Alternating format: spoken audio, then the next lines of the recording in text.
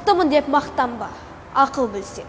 Мықты болсан, өзіңнің нәпсіңді жен, іші тар көре алмастың біреу сен, ондай кісі бұл жерге келмейді ден.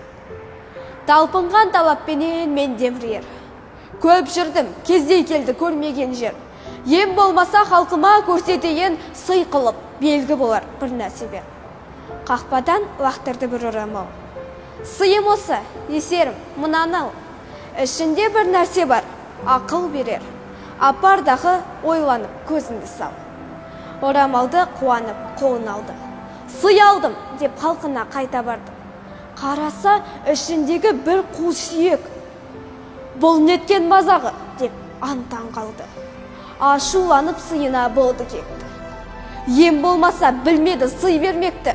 Осы менің тенім бе деп ақырып, лақтырып жібереді сол сүйекті.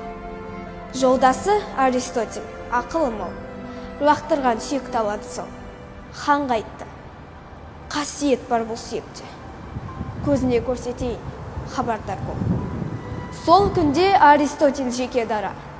Ақыл сөзін тыңдамай барма шара. Таразын әпкелде сүйекті сал. Бір жағына алтын сап өлшеп қара. Бұл сөзге Ескендір де қарай қалды. Таразыны құртырып орта қалды. Қанша алтынды күміспен салса дағы бір кішкентай сүйекті аудармады.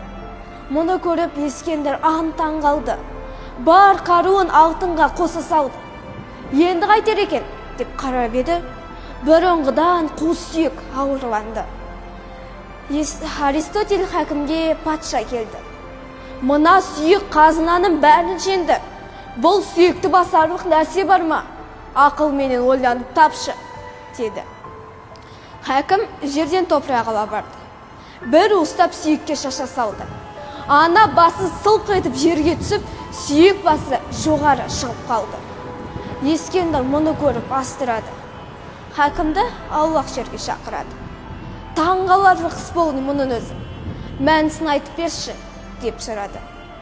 Бұл адам көз сүйегі, деді ханға. Тояма адам көзі мың мен санға.